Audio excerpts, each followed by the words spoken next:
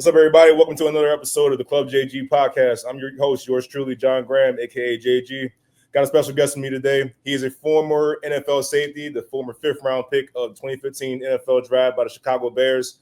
Recorded 512 tackles, 9 interceptions, 5 sacks.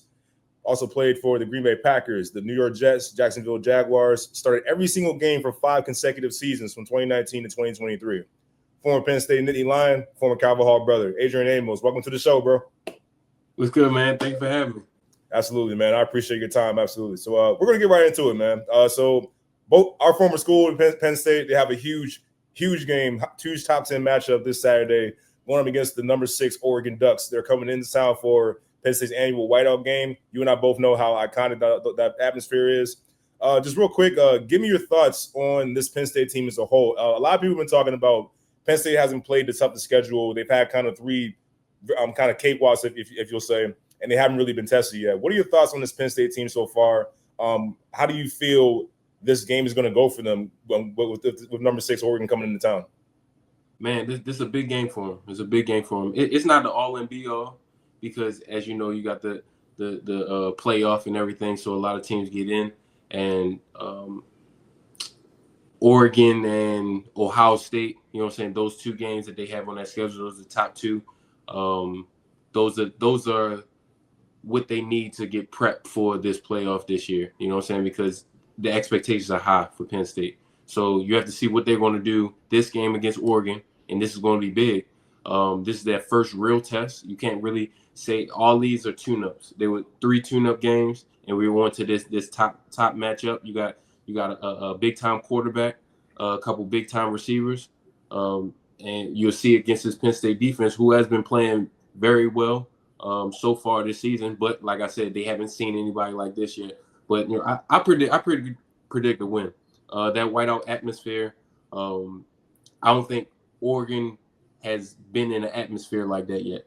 You come into here. I remember back in my day when Urban Meyer used to come in, they used to have to call for timeout after that, you know, during that first drive, because you can't simulate that in practice, that sound, how loud it is if you're backed up in that student section. So I think Penn State has a slight edge, but this is a big game to show who they really are as a team. I hear you on that defense. I agree with you. The Penn State defense has played really well, in my opinion. I think they've definitely showed up, but I just have my trepidation with this offense.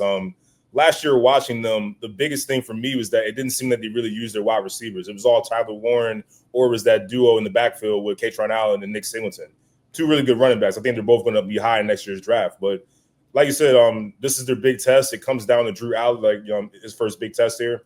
I think Drew Allen has all the talent in the world. I think he's a really good quarterback for this team. But my mind goes to head coach James Franklin, a guy that has been known to not necessarily show up big in the big games. I saw a stat recently that he's 4-20 against the AP top 10 since he became the Penn State head coach.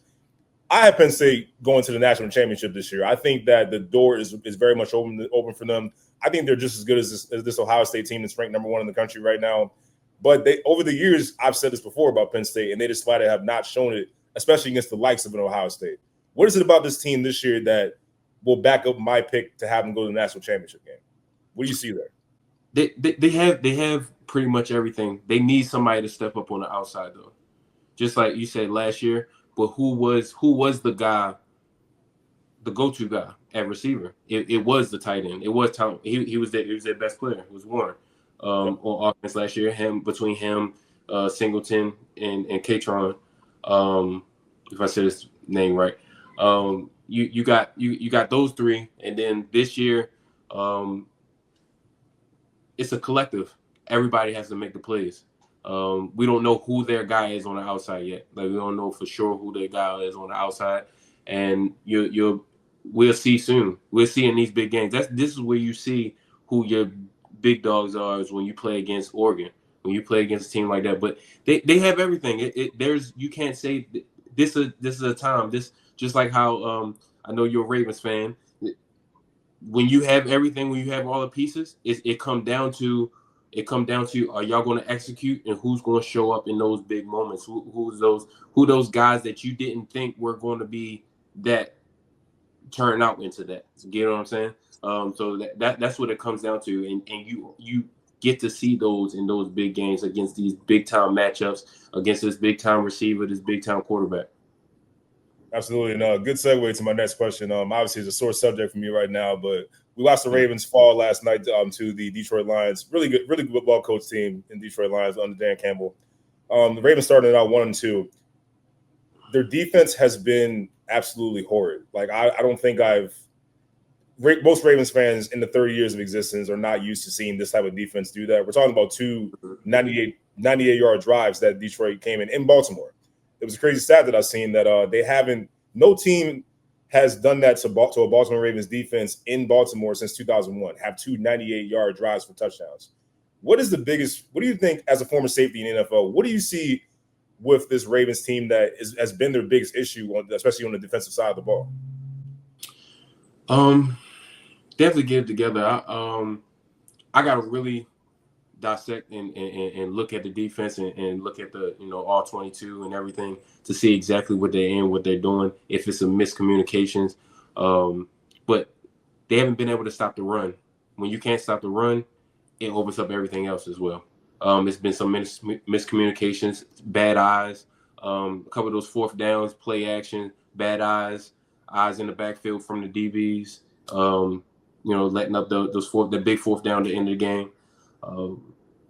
Just things like that. But if you remember last year, Baltimore started off bad like this on defense as well. And the things that hurt you in the beginning of the year, if you don't fix them fast, now they're going to win. They're going to go to the playoffs just because that high-power offense, they're going to score 35 points a game. They're going to score that. But if you don't fix that come playoff time, when you might have a game when you only score 21, 24, 17, you have to be able to win those games. So they need to fix it. They need to fix that sooner or later and not just wash over it because the offense is going to score so many points. So even if they go on a 5-game win streak and they're winning 40-25, you still didn't fix what your problem was. You got to start winning some decisive games. Have to play some great defense against these top teams if you want to beat somebody come playoff time, for sure. 100% agree there. You talk about how they can't stop the run, which is 100% true right now. It's been abysmal.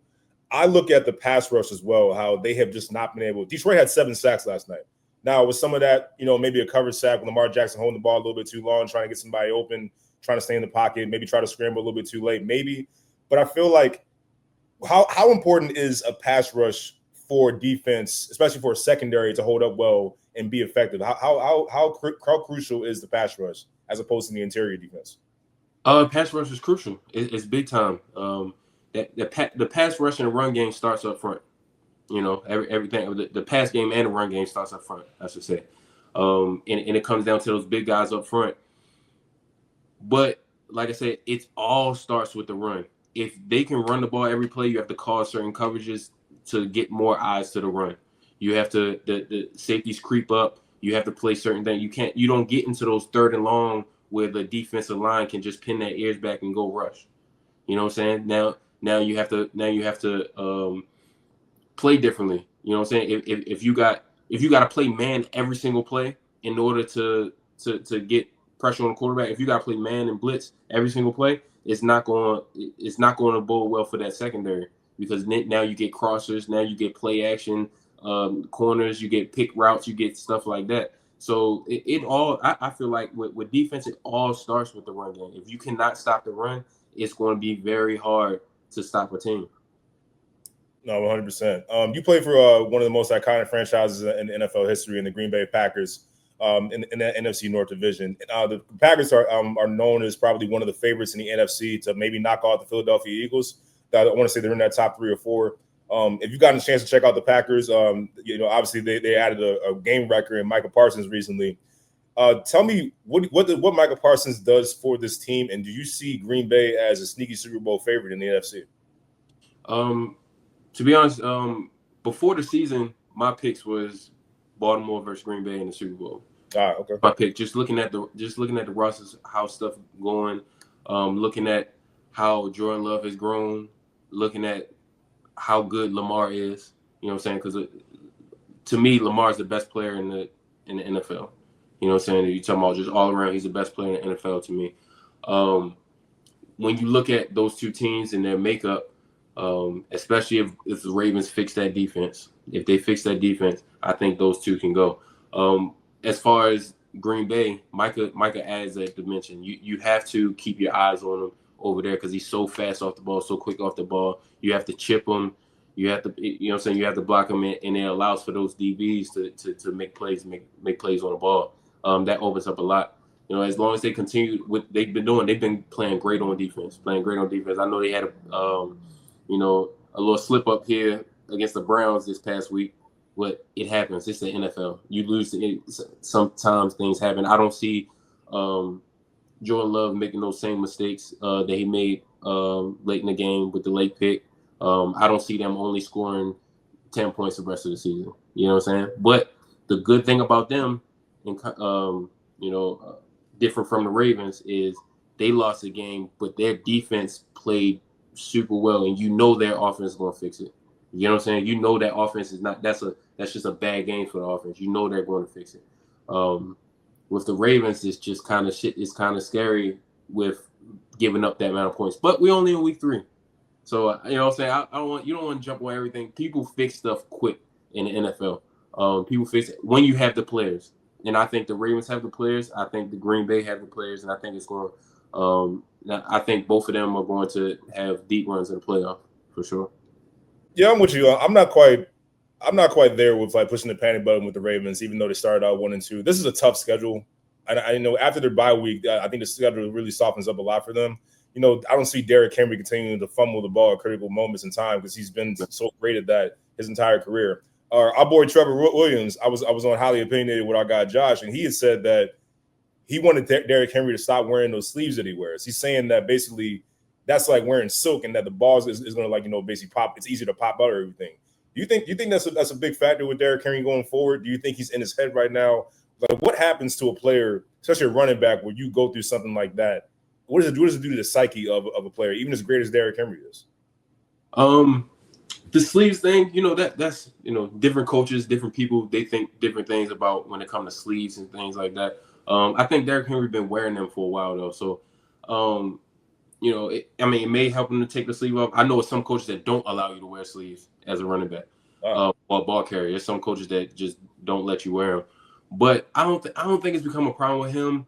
A little mental thing, but when you fumble the first 2 weeks, all week in practice, we're showing clips of fumbles. So on Thursdays or Fridays, whoever take away Thursday, or some teams show it on Friday, that they just show clips of every fumble that the other team had, every pick that the other team threw, stuff like that. So they're showing that all week, and you're working on hitting the ball, getting the ball out. Now, this wasn't just a regular fumble. It was a great play by Aiden. What was that? Hutchinson. Yeah, it was Aiden Hutchinson. That was just a great play. That was a great punch at the great time. That's the most exposed a running back is all the time. When they going through a hole, somebody's backtracking and punching at that ball. So that wasn't a mental him fumbling problem. It's just frustrating that it's happened to him 3 straight weeks. You know what I'm saying? He obviously he knows he has a hold on the ball, and that's not something that's going to be a problem throughout the year. That's Derrick Henry, man. Like, you know what I'm saying? Okay, go ahead, sit him on the bench then. If y'all so mad, go sit him on the bench. If y'all so mad at Derrick Henry, all right, go ahead, get him out of there. Then what y'all gonna do? Exactly. You keep him in the game. You keep giving the ball. You actually give him the ball more than you did last night to slow down, because y'all have such a high-power offense, and your defense is not holding anybody. So you might have to just run the ball a lot more just to keep the other offense off the field as well. You know what I'm saying? So, but yeah, it's psychological. He's gonna be better though. That's Derrick Henry. You know what I'm saying? That's keep giving him the ball. And like I said, y'all have the best player in football. You'll be fine. The Ravens are better when Derrick Henry is on the field, not on the sideline, and not throwing halfback passes either to Mr. Todd Monken. I did not like that play. I never want to see it again. I really don't. I don't want to see Derrick Henry throwing a damn pass. I know he has a history of doing a couple of jump passes at the goal line. That's fine. I don't want to see that play anymore ever again. I've seen some questionable play calling last night. That's one of those things I never want to see again. So you, sir, You played. You had one of the few players that have played for both the Chicago Bears and the Green Bay Packers. That being a rivalry in the NFC North. Where was your favorite place over the course of your career? Did you which fan base do you think was more fun, Chicago or Green Bay? Green Bay for sure. No hesitation. Green Bay, my favorite place. That's my favorite place to play. I feel like, you know what I'm saying, but it's no knock at Chicago. No knock at Chicago. That's where I started. To be honest, like in 2017, my third year, that's one of my favorite years. 2017, 2018 is two of my favorite years of my career that I had in Chicago. In 2018, we should have went all the way to the Super Bowl, missed the field goal, the infamous double doink. You know what I'm saying? And then that was my last year there. But when I got to Green Bay, everything was love. I love the organization, how the GM treated, even as I was, leaving in 22 after my last year there. There's no bad blood between me and Green Bay. I just love it, the fan base, how it is. It feels like Penn State, really. It feels like Penn State as far as it's nothing to do but football. You know what I'm saying? It's that, family town. People don't bother you that much. You know what I'm saying? If they notice you, hey, how you doing? And leave it at that. It's not, you know what I'm saying? It's, how some people in different fan bases, you can't go out and just eat and stuff like that. Green Bay is not like that at all. Green Bay is just a fun place to be. That's great. So what would you say now to like the next Adrian Amos? He's coming out of college. You've obviously had close to a decade of NFL experience. What is your biggest takeaway from your career? Like, what was your biggest lesson, and what would you tell the next Adrian Amos coming into the NFL?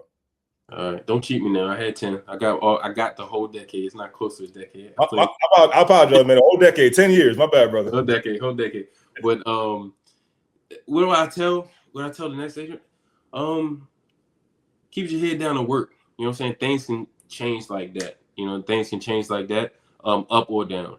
You know what I'm saying? As soon as I got to the NFL, I started as a rookie. Going into my third year, I was missed the first couple games because we were losing. Coaches wanted to go a different direction. By week three or four, I'm starting again, and then I have my best season of my career.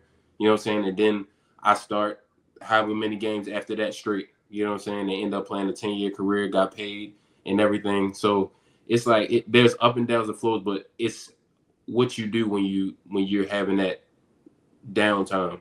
You know what I'm saying? Do you go to work or do you blame everybody else? You know what I'm saying? So those are the times that people see your character, people see how much you work, and it could make you, make you hungry to work a little bit better. So yeah, that's what I would say. During those slumps, because everybody's gonna have different type of slumps. During those slumps, put your head down and work.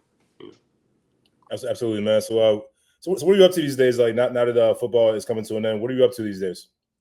I'm enjoying being home. I have 3 kids now. Married, 3 kids. That's awesome. Yep. And then one on the way. And then man, I've just been here enjoying my oldest son. He about to turn 7. I'm about to coach his little flag football team. I might get in coaching myself.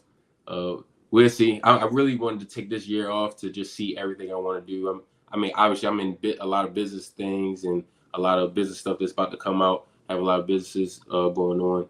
So that's what I want to do. This whole year is a reset year and see what I really want to put my time to other than my family, because this is what I was most excited about doing, is doing the family thing. I take my kids to school every morning, you know what I'm saying?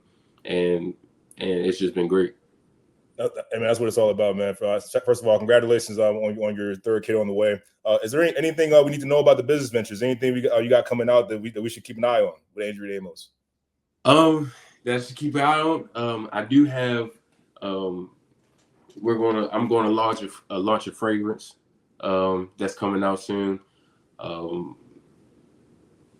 I don't know the exact date where we're going to really present it and post it and everything, but I'm coming out with that. Coming on. Then the other stuff we talking about businesses, I'm into commercial real estate and stuff like that. So can't reveal too much of what I'm doing right now. You know what I'm saying? I hear that, bro. Hey, no worries. Yeah, for sure. Hey man, 10-year info vet, former Chicago Bear, former Green Bay Packer, Adrian Amos. Hey man, appreciate your time here. Guys, thank you so much for coming to episode 193 of Club JG. We'll see you guys next time. All right, brother. All right, man. Appreciate